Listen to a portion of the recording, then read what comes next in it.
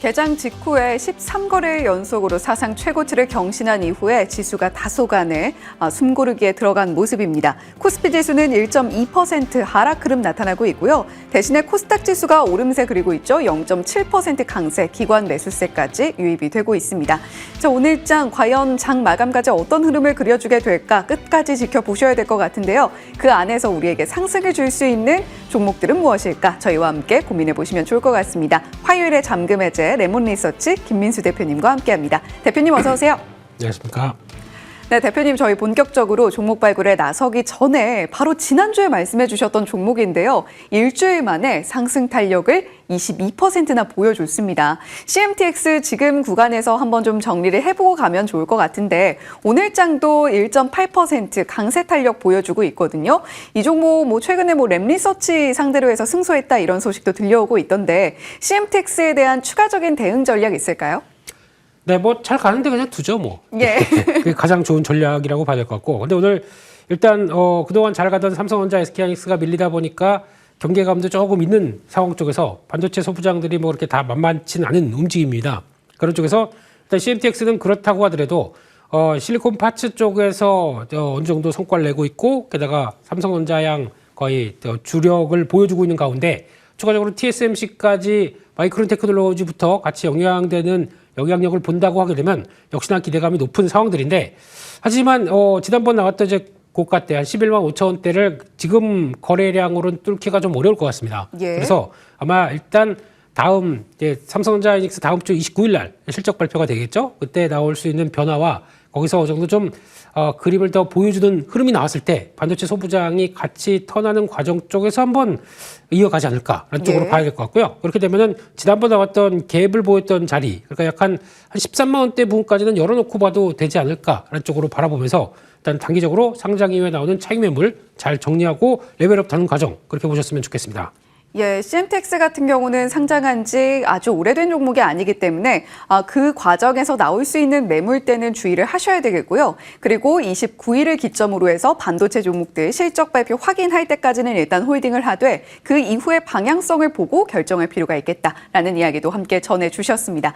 자, CMTX에 대한 리뷰 진행을 해봤고요. 오늘 잠금 해제 첫 번째 종목 발굴 위한 헤드라인 살펴보겠습니다. 오늘의 첫 번째 헤드라인입니다. 히토류 공급망 이야기 궁금했는데요. 탈중국 공급망을 재편하고 있는 미국이죠. 그 과정에서 일본 역시도 미국과 손을 잡고 있고 미국을 중심으로 한 동맹국들 이렇게 하나로 좀 뭉쳐가고 있는 듯한 모습을 나타내고 있습니다. 지금 이러한 과정 안에서 히토류 밸류체인 유망주는 어떤 종목일까 궁금한데요, 대표님. 네, 오늘은 종목 다 그쪽에 포인트를 맞춰봤습니다. 예. 요즘 미국 시장에서 강한 섹터고 이번에 다보스 포럼 관련된 쪽에서 또 얘기가 막 나오기 시작하는데 오랜만에 트럼프 대통령 다 끌고 가서 이제 뭔가를 강력하게 얘기를 할 것 같기 때문에 그와 관련된 쪽의 자원 개발이나 방산 이쪽에 포인트를 맞추면서 말씀을 드려야 될 것 같은데요.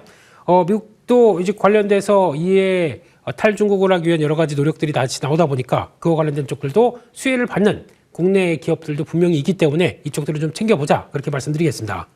예, 우리 지수는 사실 어제까지만 해도 연일 사상 최고치를 경신하면서 좋은 흐름을 그려왔습니다만 대외적인 변수가 상당히 크게 나타나고 있습니다. 그를 가장 크게 유발하고 있는 것이 트럼프 대통령이 그린란드에 보여주고 있는 야욕이라고 할 텐데요. 첫 번째 키워드는 히토류가 되겠고 두 번째 키워드는 방산으로 오늘 두 개 종목들 차례로 열어보도록 하겠습니다. 자, 오늘 그런 관점에서 첫 번째 종목은 히토류 관련해서 수혜를 볼 수 있는 종목으로 선정을 해주셨는데요. 포스코 인터내셔널이 그 주인공입니다. 두 가지 키워드 바로 열어보죠. 첫 번째 키워드 역시 히토류 하면 탈중국과 관련해서 어떤 내용들 짚어볼 수 있는지 들여다보겠고요. 두 번째는 탈중국과 관련해서 히토류 모멘텀만 있는 것은 아닙니다. 주주환원 관련해서도 상방의 룸이 어느 정도 열려 있는가 좀 여쭤보도록 하죠. 자, 지금 미국의 탈중국 이 광물 공급망의 최대 수혜주가 포스코 인터내셔널이다 이렇게 보고 계시는 거죠? 네, 그렇습니다. 단기적으로 좀 올랐습니다. 예. 올랐다고 하더라도 일봉을 보시게 되면 많이 올랐지만 주봉 같은 경우를 보게 되면 박스권 상단부를 돌파하려고 하는 움직임입니다. 그렇게 돼서 요즘 대형주가 모멘텀 하나 안고 거기다가 하나 이제 중요한 저항선을 돌파한다 그러면 막 그런 거 나오죠. 이제 돌파매매 그러면서 쭉 나오는 예. 과정들이 나올 수가 있기 때문에 그런 쪽에 대한 기대를 안고 말씀을 드리게 되면요. 일단 지금 포스코 인터내셔널은 미국의 탈중국 광물 공급망의 노력에 같이 보조를 맞추는 회사 중에 하나다라고 볼 수 있을 것 같고요. 이번에 미국의 알래스카 LNG 프로젝트에 가스관 관련된 쪽에 참여를 했다는 쪽으로 바라보고 있는데 현금은 최소 그러니까 지분이 그렇게 한 25%대다 보니까 최소 지분을 통해서 현금은 투입이 좀 작습니다. 그런 쪽에서 파이프라인 강제를 공급한다라고 하게 되면 거기서 나오는 강관 같은 쪽들도 트레이딩을 통해서 오히려 누릴 수 있는 게 더 많다. 그러면은 투자는 해서 나중에 성과는 내긴 내겠지만 중간에도 내가 겹붙여서 시너지를 낼 만한 효과가 더 많다라는 쪽들이 가장 특징적인 것 같고요. 또한 히토류 쪽도 성과를 내고 있습니다. 지금 히토류 전문 업체죠. 미국의 리 엘리먼트 테크놀로지스와 함께 협력을 해서 히토류 분리 정제 거기서 자석 생산까지 수직 계열과 관련된 쪽에 복합 당지 조성에 추진에 들어갔다라고 하게 되면 이것도 같은 사이클 안쪽으로 들어간다 그러면 미국이 많이 이뻐하겠죠. 네, 그런 쪽에 대한 변화와 함께 또한 흑연 쪽도 그러니까 히토류 하게 되면 뭐 니켈, 흑연, 리튬, 이제 우라늄까지도 다 같이 연결되는 어떤 원자재 쪽에 대한 카테고리로 본다라고 하게 되면 흑연도 성과를 내고 있는데 작년 10월 달이었죠. 탄자니아의 세계 2위의 흑연 광산 개발에 착수했다는 쪽들도 보게 되면 진심이구나, 자원 개발의 진심이구나라는 모습들이 많이 나오고 있기 때문에 지금 속도가 나는 과정들을 좀 더 지켜볼 필요가 있다 그렇게 봐야 될 것 같습니다. 예, 트럼프 대통령의 의중에 따라서 그 무드를 맞추기가 상당히 쉽지는 않은데 그런 가운데에서도 포스코 인터내셔널이 가지고 있는 이 탈중국 히토류 공급망 수혜로서는 분명한 모멘텀들이 자리하고 있다라는 이야기를 전해주셨습니다. 이제 두 번째 키워드가 주주환원이었거든요. 지금 히토류 모멘텀만 있는 건 아니잖아요. 그렇습니다. 주주환원 관련된 쪽도 일단 작년에 발표됐던 내용들인데 환원율 50%를 또 50%대로 올리겠다라고 얘기를 했었고 게다가 중간 배당 도입하고 자사주 소각 확대하겠다라는 쪽으로 보게 되면 일단 뭐 밸류업 관련된 프로그램이죠. 그런데 이게 성과가 나기 시작하게 되면 그에 걸맞는 우리 주가 위상도 올리겠다는 의도가 좀 충분히 있기 때문에 물론 포스코 그룹들이 다 같이 변한 건 있지만 유독 포스코 인터가 그런 쪽으로 간다라고 하게 되면 주가에 대한 기대감 특히 매입 소각 혹시나 이런 얘기들이 나오기 시작하게 되면 주가에 또 탄력을 받기 시작하겠죠. 그런 관점 쪽에서 이런 부분들 체크를 해야 될 것 같고요. 그 밖에 솔직히 좀 작은 종목에 뭐 LS 에코 에너지나 아니면 뭐 LX 인터내셔널이나 다 같이 히토류 쪽으로도 같이 들어가고 있습니다. 그런 쪽에서도 변화가 나올 수가 있기 때문에 일단 이번 다보스 포럼 이후의 흐름들 체크해보자 이렇게 말씀드리겠습니다. 예, 그린란드 중심으로 해서 이 다보스 포럼에서 무언가 이야기가 나올 가능성이 있죠. 따라서 포스코 인터내셔널도 다보스 포럼을 전후로 해서 어떤 시세를 그려줄 것인가 좀 주시는 해보실 필요가 있겠습니다. 그러한 모멘텀들 체크해 보되 주주 환원에 대한 기대감도 자리하고 있다는 점 짚어주셨고요. 자, 그렇다면 포스코 인터내셔널 최근에 계속해서 좀 오름세를 연속으로 그려주고 있는데 그러한 가운데 가격 전략이 굉장히 중요할 것 같아요. 네, 직전 고점입니다. 주가는요. 그러니까 지난 10월 달에 나왔던 고점대 부근인데 여기서 약간 힘들어서 뭐 62,000원대 밑으로 내려가기 시작하게 되면 좀 들어가도 되지 않을까라는 쪽으로 바라보고 있고요. 고점인데 그렇게 크게 밀리지는 않을 것 같습니다. 그런 쪽에서 물량을 소화한다라고 하게 되면 지난번 아까 말씀드렸던 주봉이나 그리고 또 월봉상을 보게 되면 이제 턴하는 과정들에 대해서 지난번 동해 가스전 대왕고래 프로젝트라고 기억을 하십니까? 네, 그때 나왔던 가격대 부근의 시도까지는 나올 수가 있겠다는 쪽으로 보게 되면 한 기대 수익률 한 40% 정도까지 가져가고 어떤 자원 개발에 대한 여러 가지 변화들을 보시는 게 좋겠다라고 봐야 될 것 같고요.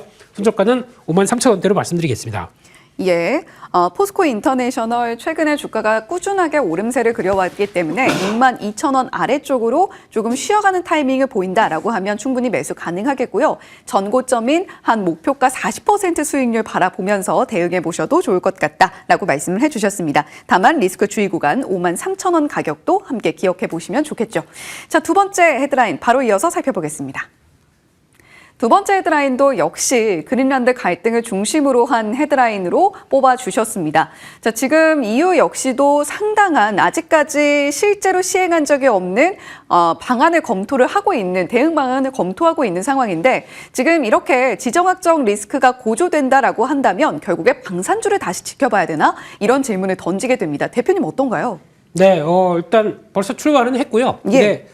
조정을 좀 봤는데 역시나 충분한 기술 경쟁력이 있는데 아직까지 부각을 좀 못 받았다 그러면 그런 종목들도 한번 편입이 돼서 또 시장에 대한 모멘텀이 좀 이어지지 않을까 하는 쪽에서 방산주 쪽들 물론 대형주들은 강합니다. 근데 아직까지 지금 시장 분위기 보게 되면 코스닥이 뭐 그렇게 강하지 못했기 때문에 중소형주 관련된 쪽의 변화들도 동참할 수 있겠다라는 쪽에서 변화를 한번 보셨으면 좋겠습니다. 네, 이미 움직이고 있는 방산주, 그러면 새롭게 기회를 줄 수 있는 종목은 무엇일지 두 번째 종목 공개해 보겠습니다.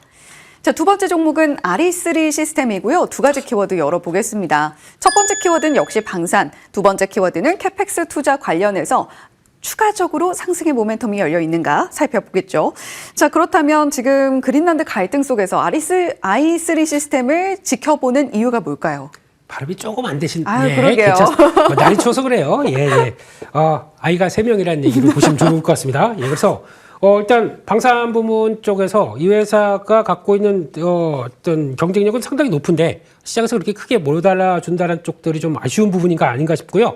저기서는 센서 관련된 쪽에 공급을 합니다. 이쪽이 어디 들어가냐면 청궁, 신궁 같은 유도무기 쪽에 들어가기 시작하고요. 또 K1, K2 전차 쪽에 들어가려면 조준경이라고 해서 거리 조절하고 이렇게 우리는 빨간색으로 보이겠지만 그런 적외선 센서가 같이 들어가게 되면은 탑재가 됐을 때 아마 성과는 더 방산이 잘 되면 될수록 더 나갈 수 있는 분야가 많습니다. 근데 상당히 조금 시장에서는 좀 잘 모르는 부분인 것 같고요. 게다가 지금 이번에 새로운 사업 쪽에서 미국의 적외선 고글 사업을 진행합니다.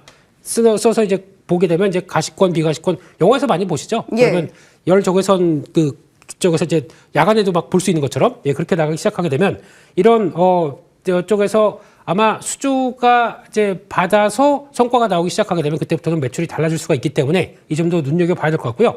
게다가 또 냉각형과 비냉각형 센서가 있는데 이 비냉각형 적외선 센서 같은 경우는 방산용 드론 쪽이죠. 이쪽에 많이 들어가기 시작하고 수요가 증가하면서 드론 관련주로도 묶일 수가 있는 사업들이기 때문에 또 눈여겨봐야 될 것 같고요. 게다가 또 우주항공 쪽에서는 위성 탑재 관련된 국책과제에 들어가고 있는 사업들이니까 뭐 다 되네요. 그러게요. 이런 쪽으로 가고 있고 자율주행도 있습니다.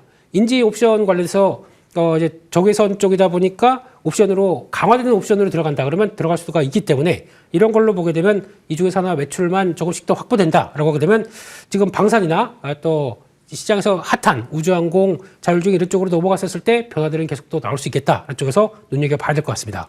예, 증설 이슈가 있는 것 같은데 이는 앞으로의 실적에 대한 자신감이라고 좀 해석을 해도 될 것 같아요. 그러면 이 증설 이슈와 함께 저희 가격 전략까지 한 번에 들어볼게요. 네, 180억 투자했습니다. 이런 쪽에서 아까 말씀드렸던 비냉각형 센서, 그래가지고 군용이 아닌 민수용, 제 거네요. 예, 민수 쪽에서 들어가는 무인 분야 확장에까지도 나오기 시작한다라고 하게 되면 여기서 아마 성과 나오게 되면 오히려 특히 이제 군수용보다 민간 쪽으로 들어가는 거는 단가가 더 높겠죠. 그런 쪽으로 봤을 때 실적의 기대감은 더 높다는 쪽으로 봐야 될 것 같고요.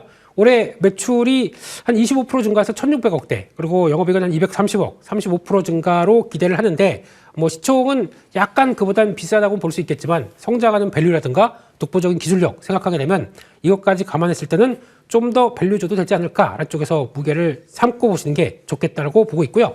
지금 지난번 고점대 부근에서 시도하다가 약간 눌림목이 들어왔지만 아마 83,000원대 이 부분은 강한 지지권이라고 보고 있기 때문에 약간 85,000원대 정도까지 들어온다고 하게 되면 매수가 가능하다고 봐야 될 것 같고요. 목표가는 한 30%대 수익률로 잡아보고요. 손절가는 73,000원대로 말씀드리겠습니다. 예, 한 85,000원대 부근에서는 충분히 매수 가능하겠고 목표 수익률로는 30% 잡아주셨으니까요. 가격 전략까지 함께 기억해 주시면 좋을 것 같습니다. 저 오늘 화요일에 잠금 해제 레몬리서치의 김민수 대표님과 함께했습니다. 오늘 말씀 고맙습니다. 감사합니다.